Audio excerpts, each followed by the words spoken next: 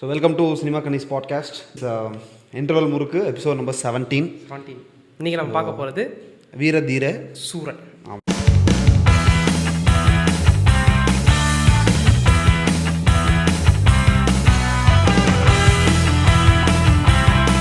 இந்த podcast entirely ஸ்பாய்லர்ஸோட தான் இருக்க போகுது. ஸோ நீங்கள் படம் பார்க்கல அப்படின்னா தயவு செஞ்சு இந்த பாட்காஸ்ட் பார்க்காதீங்க. ஏன்னா ஸ்பாயில் இல்லாமல் போகணும்னு நினச்சா அது ஒரு ரிவ்யூ மாதிரி மாறிடுது. ஆமாம், ஒரு மாதிரி ஃப்ரீயாக உட்காந்து பேசுகிற மாதிரி வர மாட்டேங்குது. ஸோ ஃபேன் பாய் சம்பவம்னு சொல்லுவாங்க. இது வந்து இப்போ நம்ம நிறையா ஃபேன் பாய் சம்பவம் பார்த்துட்டோம். விக்ரம் வந்து எப்படி கமலுக்கும் லோகேஷோட ஃபேன் பாய் சம்பவம், பேட்டர் ரஜினியோட ஃபேன் பாய் சம்பவம். அதான் எனக்கு தெரிஞ்சு இப்போ வரைக்கும் எனக்கு பிடிச்ச ஃபேன் பாய். ஆமாம், விக்ரம் எனக்கு ரொம்ப பிடிச்ச ஃபேன் பாய் சம்பவம். ஸோ அந்த வரிசையில் விக்ரமை வந்து யாருமே பெருசாக செலிப்ரேட் பண்ணாத ஒரு ஆக்டராக இருக்காரோ அப்படின்னு ரொம்ப தோணும். இந்த விக்ரம் ஸோ அவருக்கு ஒரு ஃபேன் பாய் சம்பவம் இருந்தால் எப்படி இருக்கும் அப்படிங்கிறது காமிக்கிறதுக்கு தான் எஸ்வி அருண்குமார் வந்து வீரதேவசன் எடுத்துகிட்டு போல. அந்த அளவுக்கு செம்மையாக இருந்துச்சு. எனக்கு ரொம்ப ரொம்ப ரொம்ப பிடிச்சது எனக்கும். பட் ஆனால் நம்ம விக்ரமுக்கும் சூர்யாவுக்கும் இருக்க சாபக்கேடு இது கண்டிப்பாக பாதி பேர் நல்லா இல்லை ஆவரேஜ் ஒரு தடவை பார்க்கலாம் அப்படிங்கிற ரிவ்யூ தான் கண்டிப்பாக அப்படி தான் சொல்லுவாங்க. ஏன்னா நம்ம ஆளுங்க புத்தி அப்படி, அதாவது எவ்வளோ தான் பண்ணாலும் நொட்டை கண்டுபிடிக்கிறதுலே இருப்பாங்க. இப்போ இந்த படம் எடுத்துக்கோவேன், இது வந்து ஒரு அவுட் அண்ட் அவுட் ஆக்ஷன் படம். ஆனால் என்டையர்லி செட்டப்னா வில்லேஜ், ஒரு திருநெல்வேலி அந்த சைடில், மதுரை சைடில், திருவாரூர் மதுரை சைடு, அந்த சைடு தான் நினைக்கிறேன், எக்ஸாக்டாக தெரியல. ஸோ அந்த சைடில் செட் ஆகிருக்கிற ஒரு கதை, முழுக்க ஆக்ஷன். ஆனால் அது சுற்றி இருக்கிற அந்த இதில் எல்லாமே வேறு மாதிரி இருந்துச்சு. அந்த ஃபேமிலி ஆகட்டும், அந்த ஃபேமிலி சென்டிமெண்ட்ஸ் ஆகட்டும், அந்த லவ் போர்ஷன். ட்ரெய்லர் பார்த்துட்டு திருநெல்வேலியோ அப்படின்னு நினச்சேன், அப்புறம் தான் மதுரை அங்கே போய். ஆமாம், விக்ரம். ஸோ அவரை பற்றி சொல்லிட்டு தான் மற்ற எல்லாமே ஆரம்பிக்கணும். ஃபஸ்ட்டு டைம் விக்ரம் வந்து எக்கச்சக்க கெட்டப் படம் ஒரே கெட்டப்பில் படம் ஃபுல்லாக வந்திருக்காரு. எனக்கு தெரிஞ்சு இப்போ ரீசெண்டாக எனக்கு ஞாபகம் நேற்றே சொல்லணும், லைக் அந்த ஒரு ஃப்ளாஷ்பேக் போர்ஷனில் மட்டும் வேற கெட்டப் வந்துச்சு. அதுக்கப்புறம் ஃபுல்லாக ஒரே பெரிய சேஞ்ச் இல்லையே, லைட்டாக அதுக்கப்புறம் ஒரே ட்ரெஸ்ஸு, ஒரே கெட்டப் தான். அதான் ஓவர் நைட்டில் நடக்கிற கதைங்கிறனால அப்படி இருந்துச்சு. அண்ட் மோர் ஓவர் கெட்டப்ஸ் இல்லவே இல்லை பாரு, என்டையராகவே ஒரே இதுதான். அது ரொம்ப நல்ல விஷயம். ஏன்னா அவர் ரொம்ப அப்படி பண்ண வச்சு தான் அவரோட இமேஜே இது பண்ணிட்டாங்க சொல்ல போனால். விக்ரமா ஒரு நாளைக்கு கெட்டப் போடுவார் படத்தை. ஆமாம், கொண்டு வந்துட்டாங்க. ஒரு மாதிரி விக்ரம்னாலே கெட்டப் போடுவார் அந்த மாதிரி பண்ணிட்டாங்க. அவர் ஒரு என்ன மாதிரி ஆக்டர், அவர் ஒரு செம்மையான சாமிங்கான ஒரு ஆக்டர். அவர் ரொம்ப நாள் டெடிகேஷன்ல அவரை அன்னைக்கு அருண்குமார் வந்து ஒரு இன்டர்வியூல சொல்லியிருந்தாரு. ஒரு அந்த மேக்கப் போட்டாங்களான்னா, மேக்கப் போட ஆர்டிஸ்ட்டு ரெண்டு ஊருக்கு கிளம்புறாங்களா அடுத்த நாள், ஆனால் ஷூட் ஆமாம் அடுத்த நாள் என்ன பண்ணுறதுன்னு தெரியலன்ட்டு, இல்லை 2 நாள் கேப்பு. ஓகே, ஷூட்டுக்கும் மேக்கப்புக்கும் 2 நாள் கேப்பு. 2 நாள் என்ன பண்ண தெரியாமல் விக்ரம் போட்டாராமா. போட்டுட்டு அந்த நைட் ஃபுல்லாக திரும்பி படுக்கல அவர், ஒரே இதாக படுத்து அதை வேர்க்காமல் அதெல்லாம் ஃபுல்லாக பார்த்துட்டே இருந்திருக்காரு அந்த மேக்கப்புக்கு. அதான் ஸோ ஒரு வேர்சட்டைலான ஒரு ஆக்டர். அண்ட் அதுக்கப்புறம் அவரை வந்து எனக்கு தெரிஞ்சு ரொம்ப நாள் கழித்து ஒரு நல்ல ஒரு படத்தில் தியேட்டரில், ஆமாம், ஒரு நல்ல, அதாவது அவர் வர்ற ஒவ்வொரு ஃப்ரேமுமே அந்த ஓப்பனிங் ஷாட்டில் காளி அப்படின்னு சொன்னோடனே அந்த கட்டப்பையிலெல்லாம் போட்டு அப்படி பைசெப்ஸ் காமிச்சு விக்ரமோட டைட்டில் கார்டு மட்டும் எனக்கு ஃபஸ்ட்டு பிடிக்கல, ரொம்ப நார்மலாக இருக்க மாதிரி சட்டிலாக இருந்துச்சு.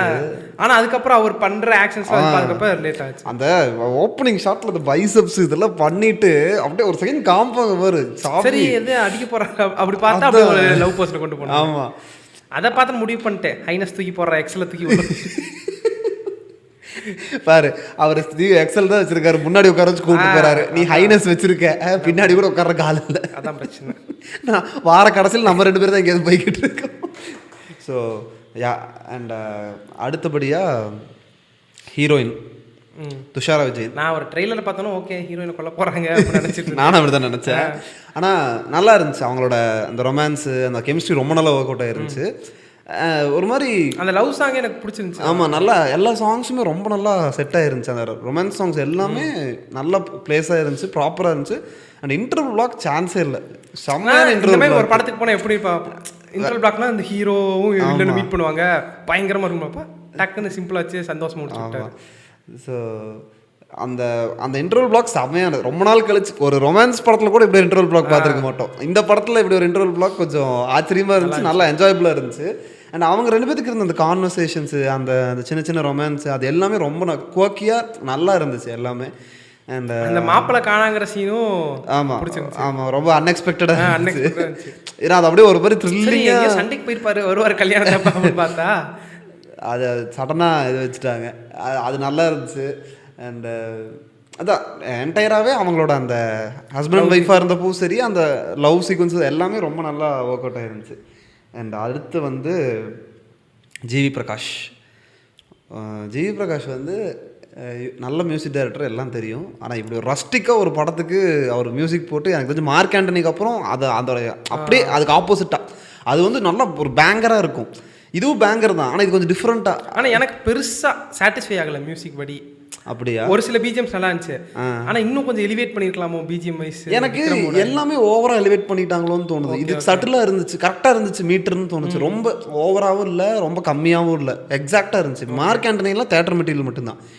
நீ வீட்டில் வந்து ஓடிடியில் பார்க்கும்போது உனக்கு அந்த எஃபெக்ட் இருக்காதுல்ல. இது வந்து எனக்கு தெரிஞ்சு கிட்டத்தட்ட சாட்டிஸ்ஃபை பண்ணும் எல்லா பக்கமும்.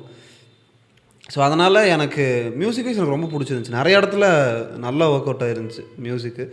அண்ட் ஒரு 2.5 hours பெரிய படம். அந்த படத்தில் வந்து கிட்டத்தட்ட தெரியும் 2 hours 35 minutes or 40 minutes. So அந்த ஒரு படத்தை வந்து கேரி பண்ணிட்டு போகிற ஒரு ஒரு லென்த்தியான படம் தான் கிட்டத்தட்ட. இப்போது அதை வந்து எவ்வளோக்கு எவ்வளோ த்ரில்லராக கொண்டு போக முடியுங்கிறதுல ஸ்க்ரீன் பிளே. எனக்கு ஆக்சுவலாக பெருசாக இந்த ஆக்ஷன் படம் எது பிடிக்கும், எனக்கு ட்ராமா தான் எனக்கு பிடிச்ச இது. பட் இது வந்து எனக்கு ஒரு பிடிச்ச. இப்போ நம்ம ஓப்பனிங்கே பார்த்தீங்கன்னா கதைக்குள்ளே போயிடுவாங்க. ஆமாம், ஓப்பனிங் ஷாட்டு கதையில் இருப்பாங்க சொல்லப்போனால். ஸோ அந்த ஓப்பனிங் ஷாட்லேருந்து கதை ஆரம்பிக்கும், எண்டு அந்த ஃபைனல் போஸ்ட் கிளைமேக்ஸில் அந்த பேர் டைட்டில் கார்டு போடுற வரைக்குமே அப்படியே போய்கிட்டே தான் இருக்கும் ஒரே இதில் தான்.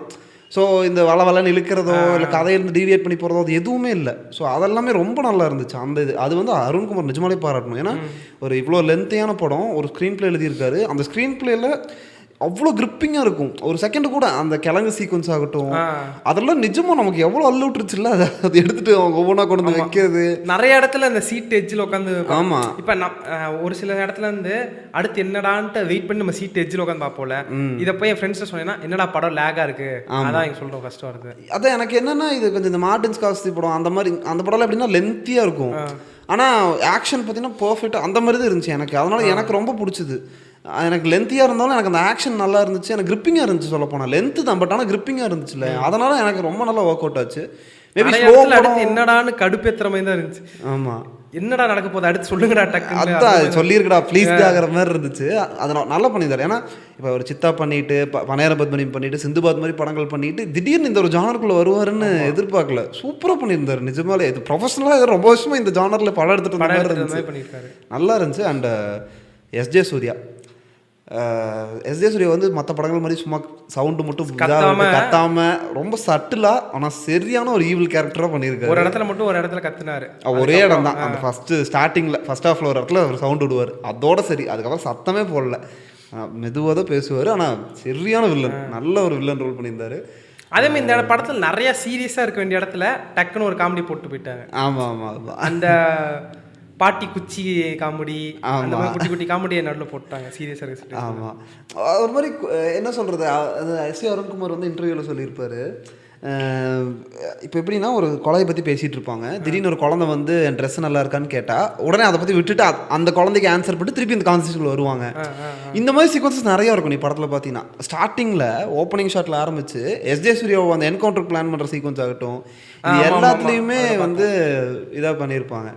ஸோ அது வந்து ஒரு நல்ல இது, ரொம்ப நல்லா சட்டிலாக இருந்துச்சு, ரொம்ப நேச்சுரலாக இருந்துச்சு. நான் சொல்லிகிட்டே இருப்பேன்ல, அந்த வாரணமாயிரமில் வந்து அந்த ப்ரப்போசல் சீன் அப்போது சூர்யாவும் அந்த பிரியா கேரக்டரும் உட்காந்துருப்பாங்க. அப்போது பஸ் ஸ்டாண்டில் மழை பெஞ்சிட்ருக்கும், திடீர்னு அந்த ஆட்டோக்காரர் வருவாங்க, வேணாம் போங்க அப்படின்னு சொல்லுவாங்க. ஸோ அந்த மாதிரி ஒரு சீக்வன்ஸு இது வந்து இது படம் ஃபுல்லாக நிறைய இடத்துல இருக்கும், சீரியஸாக நடந்துருக்கும். ஆமாம், டிஸ்டர்பன்ஸ் வருது, தள்ளி விட்டு ஆமாம் திருப்பி அந்த சீன் கண்டினியூ ஆகும். அது நேச்சுரலாக இருக்கும். சரி, லைஃப்பில் அதுதான் அப்படி தானே இருக்கும். அதனால் அது ரொம்ப நல்லா இருந்துச்சு. நிறைய இடத்துல இந்த படத்தில் ஒர்க் அவுட் ஆயிருக்கு. அவரே அன்றைக்கி ஒரு இன்டர்வியூ சொல்லியிருந்தார், முன்னாடி இருந்த படம்லாம் நம்ம தோன்றதாச்சும் எழுதிட்டு இருந்தோம், இப்போ வந்து ரியல் லைஃப் இருக்கிறத எடுத்தால் தான் எவ்வளோ க்ளோஸ் டு ரியாலிட்டியாக இருக்கும், அவ்வளோ தான் பார்க்குறாங்க, நல்லா இருக்குது அப்படிங்கிறது தான்.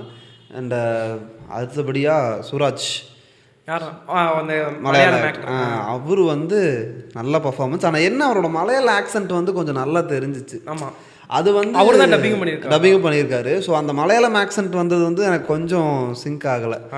மதுரையில் இருக்க ஒரு ஃபேமிலிக்கு அந்த ஆக்சென்ட் மட்டும் தான். மேபி டப்பிங் வேற யாராச்சும் பண்ணியிருக்கலாம். பட் அவரோட பர்ஃபார்மன்ஸ் ஆள் பார்க்கறது பாடி லாங்குவேஜ் அது எல்லாமே பண்ணிட்டாரு. அந்த வாய்ஸ் லாங்குவேஜ் ஆனால் கிட்டத்தட்ட பிடிச்சிட்டாரு. பட் ஆனால் தெரியுது அந்த மலையாள ஸ்லாங் அப்பப்போ எட்டி பார்த்துருச்சு. ஆனால் நல்லா பண்ணியிருந்தார். சரியான பர்ஃபார்மன்ஸ். அந்த இவருக்கு அந்த கல்யாண சீன் காமிச்சாங்கன்னா அதுலேயுமே அவர் ஒரு மாதிரி சுராஜ் வந்து ஒரு மாதிரி கோவமாக இருக்க மாதிரியோ இல்லை மூட் அவுட்டாக இருக்க மாதிரியோ தான் நான் பார்த்துட்டேன். ஆமாம், நிறைய லேயர்ஸ் இருக்குது இந்த படத்தில் நிறைய இது வந்து ரொம்ப நல்லா பண்ணியிருந்தாங்க. ஃபார் எக்ஸாம்பிள் என்ன சொல்லலாம்னா, நான் இதை இன்னொரு இப்போ சொல்கிறேன், அதையும் சொல்கிறேன். இப்போ இதில் என்னென்னா, சுராஜோட அப்பா கேரக்டர் ஒருத்தர் பண்ணியிருப்பார். அவர் பேர் பிருத்விராஜ். அவர் வந்து ஒரு தெலுங்கு ஆக்டர். அவருக்கு முன்னாடி படங்கள் பண்ணியிருக்காரு. அவரும் நல்லா பண்ணியிருந்தார். கிட்டத்தட்ட ஒரு 2 அவரை வந்து நான் காமெடியெல்லாம் தான் பார்த்துருக்கேன். ஆமாம்.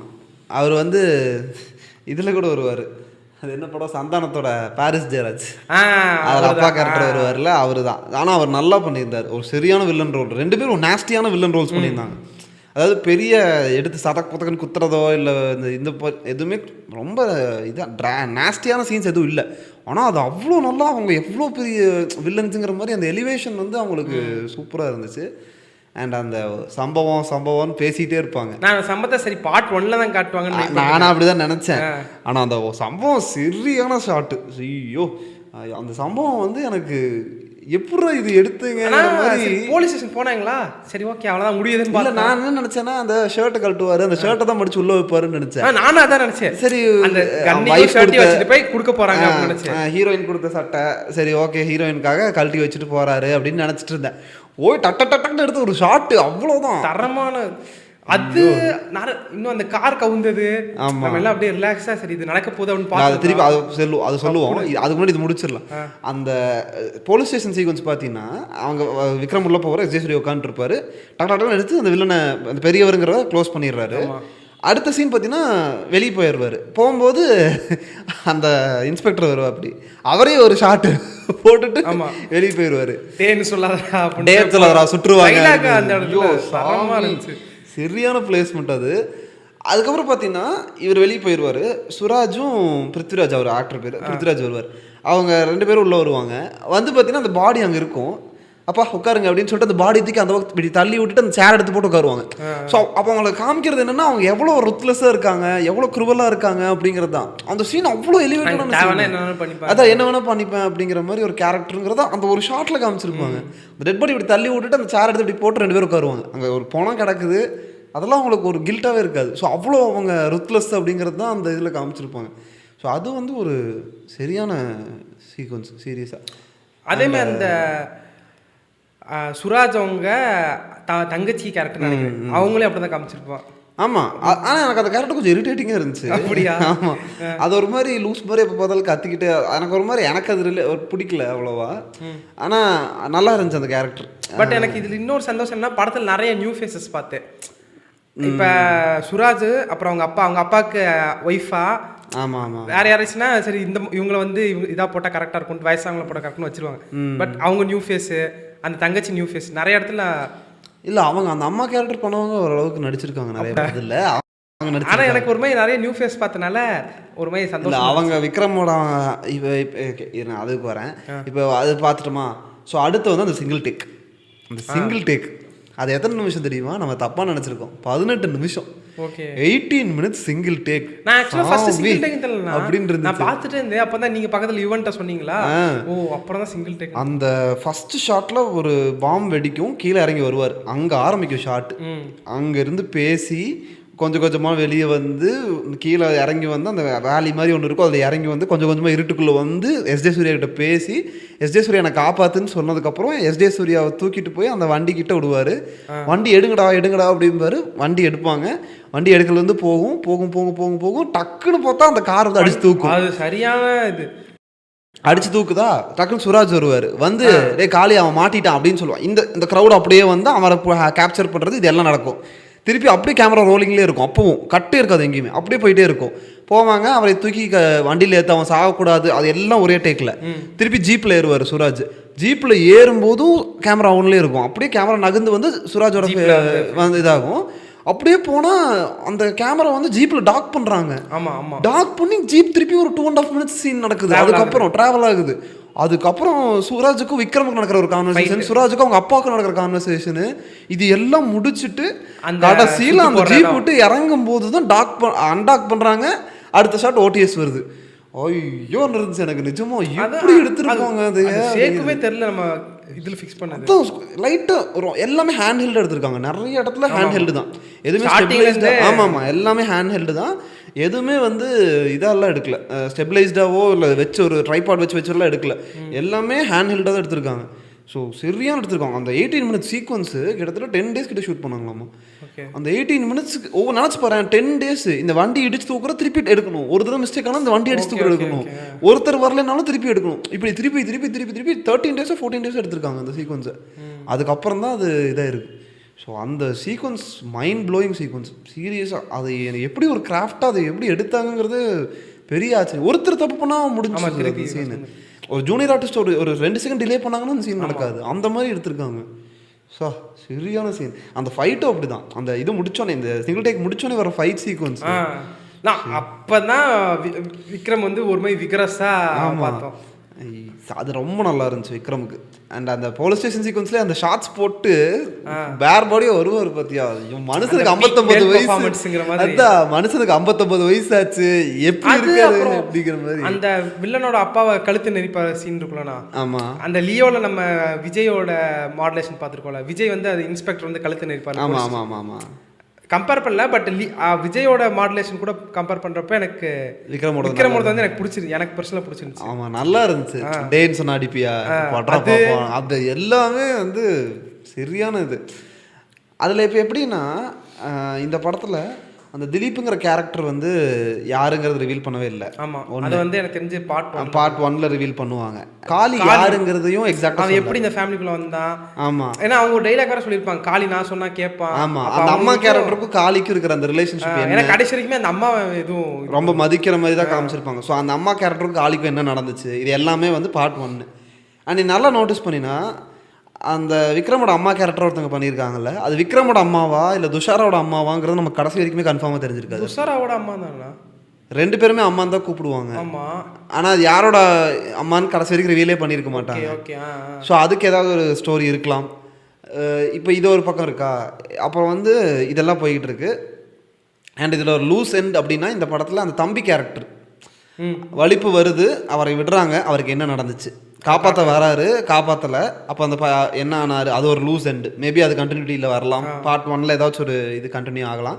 அண்ட் அவருக்கும் விக்ரமுக்கு இருக்க ரிலேஷன்ஷிப் ஏன் அவர் வந்து இவ்வளோ இது பண்ணுறாரு விக்ரமுக்கும்.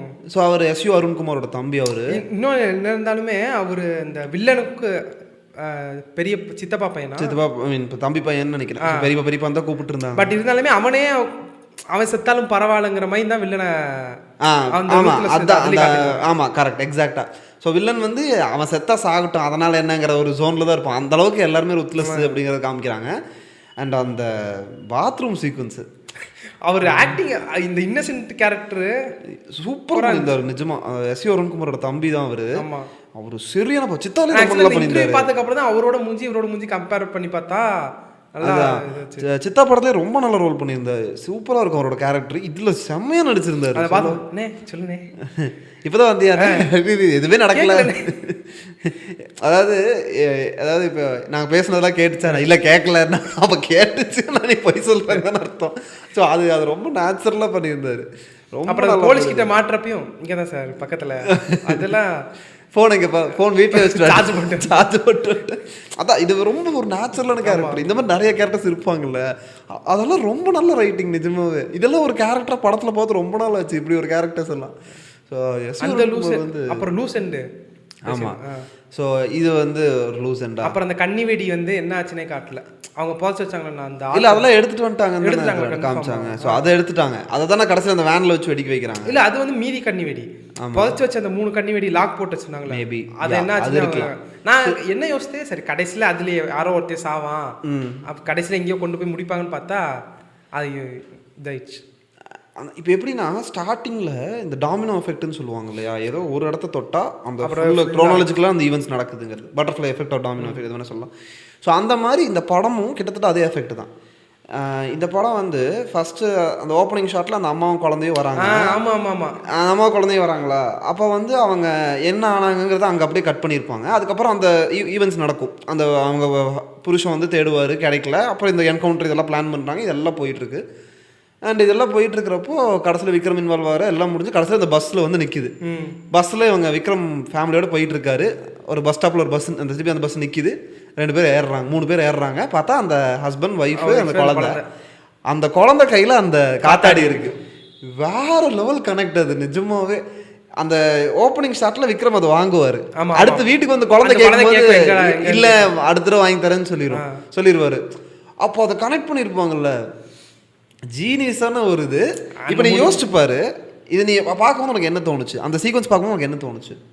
இப்போ அவர் தான் என்னை கொண்டு போய் ஆஸ்பத்திரியில் சேர்த்து விட்டாரு, அந்த மாமா தாப்பா எனக்கு இந்த காத்தாடி கொடுத்தாரு அப்படின்னு சொல்லுவான் அந்த குழந்தை. இப்போ இது யோசிச்சு இது என்ன தோணுச்சு உனக்கு அந்த சீன் வரும்போது படத்தில்? என்ன தோணுச்சுன்னா, இல்லைடா இது நடந்திருக்கு, இது எதனால் நடந்திருக்குன்னு நினைக்கிறேன். இப்போ விக்ரம் வந்து போய் ஹாஸ்பிட்டல் சேர்த்துனாரு, இது நீ எப்படி பார்க்குற? விக்ரம் பிளான் பண்ணி பண்ணியிருக்காருன்னு நீ நினச்சியா? இல்லை இல்லை இல்லை, இது வந்து இதுதான் நான் பட்டர்ஃப்ளை எஃபெக்ட்னு சொல்கிறேன். விக்ரம் யாரோ ஒரு மயங்கி கிடந்த லேடியை கொண்டு போய் ஹாஸ்பிட்டலில் சேர்த்துறாரு. அன்னைக்கு அந்த என்டையர் டே அவரோட வாழ்க்கையை மாற்ற போகிறது அந்த ஹாஸ்பிட்டலில் சேர்க்கறது தானே அவருக்கு தெரியாது. Okay okay. ஸோ அந்த ஒரு ஹாஸ்பிட்டலில் சேர்த்தாங்களா இல்லை மயக்கத்துலேருந்து தெளிய வச்சாங்க? மயக்கத்துலேருந்து கொண்டு போய் ஹாஸ்பிட்டலில் சேர்த்திருப்பாரு. ஹாஸ்பிட்டலில் சேர்த்துனது மட்டும்தான் விக்ரம். அதுக்கப்புறம் நடந்த எல்லா சீக்வன்ஸுமே இதாக நடந்தது தான், டாமினோ ஃபிட்டாக நடந்தது. விக்ரம் பிளான் பண்ணல. ஆமாம், ஏதோ ஒரு ரேண்டமாக ஒரு லேடி மயங்கிறதுக்காக ஹாஸ்பிட்டலில் சேர்க்குற ஒரு விஷயம் கண்டினியூ ஆகி எங்கேயோ வந்து அன்னைக்கு அவரோட வாழ்க்கையவே மாற்றி நிற்குது. ஸோ இது ஒரு செமையான ஒரு இதுவே அது அந்த ஒரு இடத்துல அந்த போஸ்ட் கிளைமேக்ஸ் நாங்கள் சொல்லும்போது எனக்கெல்லாம் ஐயோ என்னையா இது அப்படிங்கிற மாதிரி இருந்துச்சு. எனக்கு ஆரம்பத்தில் என்ன தோணுச்சுன்னா ஒருவேளை விக்ரம் தான் இதெல்லாம் செட் பண்ணியிருப்பார் போல அப்படின்னு நினச்சேன். ஆனால் யோசிச்சு பார்த்தா விக்ரமுக்கே தெரியாது அந்த குழந்தையும் அந்த ஒய்ஃப் வந்து தேடிட்டு இருக்காங்கிறது. ஒரு இடத்துல கேட்பாரு, அந்த குழந்தையும் அந்த பொண்டாட்டி கண்டுபிடிச்சிட்டா போதும்ல அப்படின்னு கேட்பாரு. அப்போ கூட அவருக்கே சிங்க் ஆகாது, அந்த காளி கேரக்டருக்கே சிங்க் ஆகாது, இது நம்ம இங்கே தான் இருக்கோம் அப்படிங்கிறதெல்லாம். ஸோ அது ஒரு ஜீனியஸான இது. இப்போ நீ கேங் லீடரு அந்த படத்துலலாம் பார்த்தீங்கன்னா இந்த மாதிரி ஒரு கனெக்ட் இருக்கும். எண்டில் எல்லாத்துக்குமே இருக்கும், ஸ்டோரிக்கு ஒரு கனெக்ட் இருக்கும். அந்த மாதிரி இதில் ஒரு சூப்பரான ஒரு கனெக்ட் எனக்கு அது பார்த்துட்டு. அதே மாதிரி எனக்கு கார்த்திக் சுப்ராஜோட நிறைய விஷயம் அந்த ரிவால்வரு, அந்த ரெட்ரோ காரு, அந்த இது நாட்டு வெடிகுண்டு அவர் வேணும்னு வச்சாரு, டச்சுக்காக இன்ஸ்பெக்டர் பையன் வச்சாருன்னு தெரியல எனக்கு. ஆனால் அந்த ஞாபகம் போயிடுச்சு கார்த்திக் சுப்ராஜோட. நல்லா இருந்துச்சு அந்த சீக்வன்ஸ் எல்லாமே. அதே மாதிரி மதுரை மாவட்டம், ஆமாம், ரொம்ப நல்லா இருந்துச்சு எல்லாமே. இந்த படத்தில் ஒரு பேக்கேஜும் எனக்கு ரொம்ப பிடிச்சிருந்துச்சு. அண்டு இந்த ஓஜி மதுரை வீரன் தானே சாங் பிளேஸ்மெண்ட், அது நம்ம நல்ல வேலை நம்ம ஸ்பாயிலர் எதுவும் பார்க்காம போயிட்டோம். ஆமா, எங்க வரும்னு தெரியல, ஆனால் வரும்னு ஓரளவுக்கு தெரிஞ்சுது எனக்கு. First Vidyasagar special thanks to வித்யாசாகர்னு போட்டாங்களா, சரி அவரோட பாட்டு எதை யூஸ் பண்ணுவாங்கன்னு அப்போ கண்டுபிடிச்சு. ஆனா கரெக்டா இந்த பாட்டை இந்த சீன்ல யூஸ் பண்ணுவாங்கன்ட்டு அது சரியான எரப்ஷன் தான் தியேட்டர்ல. என்ன சவுண்டு நம்ம போனனால கூட கம்மியா இருந்துச்சு. மேபி நம்ம கற்பகம் வேற எங்கேயாவது போயிருந்தா எனக்கு கிழிஞ்சிருக்கு சவுண்டு எனக்கு தெரிஞ்சு. ஸோ அது சரியான சீக்வன்ஸு. ஆனால் இப்படி படம் வைஸ் பார்த்தேன்னு நமக்கு இது ரொம்ப பிடிச்சிருச்சு. இது என்ன பிடிக்காம இருக்க மெயின் ரீசனு, இந்த படத்தில் இன்டர்வல் வருங்கிற ஒரு இடம் இருக்கும்ல. ஆமாம் ஆமாம், அதை நான் என்ன நினச்சேன், ஃபஸ்ட்டு சம்பவம்னு சொல்லும் போது இன்டர்வல் வந்துடும் அப்படின்னு நினச்சிட்டேன். கிட்டத்தட்ட அதான் எதிர்பார்த்தேன். ஆனால் அங்கே இன்டர்வல் வரல. அதுக்கப்புறம் கொஞ்சம் நேரம் போய் தான் இன்டர்வல் வந்துச்சு. ஆமாம், அந்த சம்பவம் அப்போ தான் எனக்கு அதே மாதிரியா. அதுக்கப்புறம் அந்த கிளைமேக்ஸும் அப்படி தான். ஆனால் கிளைமேக்ஸ் அங்கேயே முடிஞ்சிடும்னு நினச்சேன். சுராஜுக்கும் வீட்டுக்கு முன்னாடியே முடிஞ்சிடும்னு நினச்சேன். சுராஜும் இவங்களும் மீட் பண்ணிக்கிறாங்க, கொல்றாரு, அதோட எண்டுன்னு நினச்சேன். அப்பவும் முடியல, திருப்பி இன்னொரு எக்ஸ்டென்ஷன் ஆச்சு. ஸோ அந்த மாதிரி ஒரு டிஃப்ரெண்ட்டாக இருந்துச்சு. அது எனக்கு அது பெருசாக இதாகலை, பட் நல்லா இருந்துச்சு. ஆனால் அது எல்லாத்துக்கும் பிடிக்கும்னு சொல்ல முடியாதுல்ல. ஸோ மேபி நீ சொல்கிறது நெகட்டிவ் ரிவ்யூஸ் எல்லாம் மேஜராக வர்றது அதனால தான் இருக்கலாம். அது அப்புறம் அந்த நம்ம அடுத்து என்னென்ன ஆர்வமாக பார்க்குறது ஒரு சில பேத்துக்கு வெயிட் பண்ணுற மாதிரி இருக்கும். அதனால அதை லேக்னு சொல்லி ஒரு சில இது. ஆமாம், எனக்கு வந்து ஸ்லோ பர்னர்ஸ்னால் ரொம்ப பிடிக்கும். எனக்கு ஸ்லோவான படங்கள் ரொம்ப பிடிக்கும், நான் பார்ப்பேன். திருதீரேஸ்வரன் வந்து காலையில் நான் டிக்கெட் புக் பண்ணுறேன், மத்தியானம் புக் பண்ணுறேன். 2:30 மணிக்கு நம்ம 3 பேர் போகலான்னு புக் பண்ணுறோம். 2:30 மணிக்கு புக் பண்ணால் 3 மணிக்கு இன்ஸ்டாகிராம் பார்க்குறேன், ஷோ கேன்சல்டு. காலையில் ஆக்சுவலாக 10:30 மணிக்கு அப்புறம் எல்லா ஷோ ஓடுன்னு தான் போட்டிருந்தாங்க நியூஸ். ஃபர்ஸ்ட் அப்படி போட்டிருந்தாங்க. அதுக்கப்புறம் எப்படி போட்டிருந்தாங்கன்னா 4 வாரத்துக்கு போஸ்ட் பண்ணாங்க. எனக்கு மனசே விட்டுட்டேன், இந்த படம் பார்க்கணும்னு எதிர்பார்த்து கடைசியில் பார்க்க முடியாமல் போயிடுச்சு. 4 வாரம் இது வேற வந்துடும், குட் பேட். ஆமாம், எனக்கு என்னடா இது இப்படி வெக்ஸ் ஆயிடுச்சுன்னு சொல்லி படுத்து தூங்கிட்டேன். உங்ககிட்ட ஃபோன் பண்ணி சொல்லிட்டு படுத்து தூங்கிட்டேன். அப்புறம் 5 மணிக்கு எழுந்திரிச்சு பார்த்தா high court lift the ban for the movie Veera Dheera Sooran அப்படின்னு சொல்லி evening shows are all open அப்படின்னு சொல்லிட்டேன். பார்த்தா 4 மணிக்கு தான் ஃபர்ஸ்ட் ஷோ. சொல்லப்போனால் நம்ம செகண்ட் ஷோ பார்த்துருக்கோம். அப்போ 7 மணிக்கு டெக்னிக்கலாக தான். ஆமாம், 4 மணிக்கு தான் ஃபர்ஸ்ட் ஷோ ஓப்பன் ஆயிருக்கு. நம்ம 7:30க்கு பார்த்துருக்கோம். ஆனால் செம்ம தேட்டரிக்கல் எக்ஸ்பீரியன்ஸ். ஸோ கண்டிப்பாக தேட்டரில் போய் பார்க்கலாம். வொர்த் த வாட்ச். அந்த 2-3 சீனு தியேட்டர்ல பார்த்தாங்க. அந்த அந்த மதுரை வீர சீனு. ஆமா, மதுரை வீர சீனு.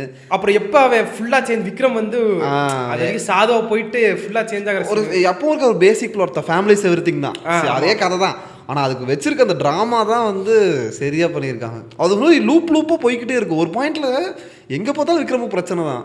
திரும்பியும் போக முடியாது. அதே மாதிரி நம்ம இது எக்ஸ்பெக்ட் பண்ணலாம். எஸ்ஜே சூர்யா வந்து வீட்டுக்கிட்ட கூப்பிட்டு வந்து அந்த காரில் வச்சிருந்தால விக்ரம். ஆமாம் ஆமாம் ஆமாம். நான் எஸ்ஜே சூர்யா அதுக்கப்புறம் யோசிக்கவே இல்லை.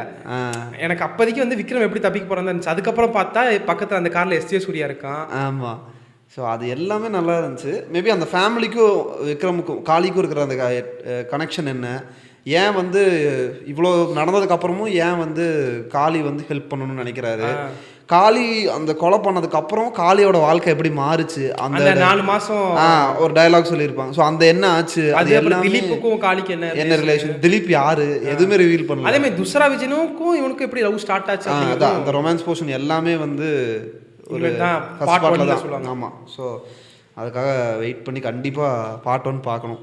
ஆனால் ஒரு மாதிரி இதில் அந்த பார்ட் 1க்கான ஹைப்பே விடலை. கரெக்டான ஒரு கன்க்ளூஷன் கொடுத்துட்டாங்க. அந்த சம்பவம் வச்சா பார்ட் 1 பார்ப்பாங்க அப்படிங்கிறதுக்காக சம்பவத்தை ரிவீல் பண்ணாம வச்சிருப்பாங்கன்னு நினைச்சேன். அதான் சம்பவத்தை சொல்லிட்டாங்க. ஆனால் சம்பவத்தை சொல்லணும்னா பார்ட் 1க்கு ஹைப்பே இருந்திருக்காது. மேபி பார்ட் 1 விட்டுருந்தாங்கன்னா பார்ட் 2க்கு ஹைப்பே இருந்திருக்காது. சொல்ல போனா இருந்திருக்கலாம் இல்லையா? இப்போ பார்ட் 1 வந்துருச்சுன்னா பார்ட் 2ல எல்லாம் நடக்க போகுதுன்னே அதில் தெரிஞ்சிருக்காது. பார்ட் 1ல எப்படி முடிச்சிருக்கும், திலீப் கொண்டுட்டாங்க, இவர் அவங்களே கொண்டுட்டு வெளியே வந்துட்டார், அதான் எண்டிங்காக இருந்திருக்கும். ஸோ பார்ட் 2க்கு அந்த ஹைப் இருக்கு. பார்ட் 2 இவ்வளோ ஹைப்டப் ஆயிருச்சு. இப்போ பார்ட் 1 இதோட பெட்டராக ஒன்று ட்ரை பண்ணுவாங்க எனக்கு தெரிஞ்சு. பார்ட் 1 எடுத்துட்டாங்கல்ல? இல்லையா? இல்லை, எடுக்கல. இனிமேல் தான் பிளான் பண்ணியிருக்காங்கன்னு நினைக்கிறேன். So this is our exclusive detailed podcast about Veera Dheera Sooran. So நீங்கள் போய் பார்த்துட்டு இந்த படம் எப்படி இருக்குன்னு காமெண்ட்ஸில் மென்ஷன் பண்ணுங்கள். அண்ட் சினிமா கன்னீஸை சப்ஸ்கிரைப் பண்ணுங்கள். ஓகே, நன்றி, வணக்கம்.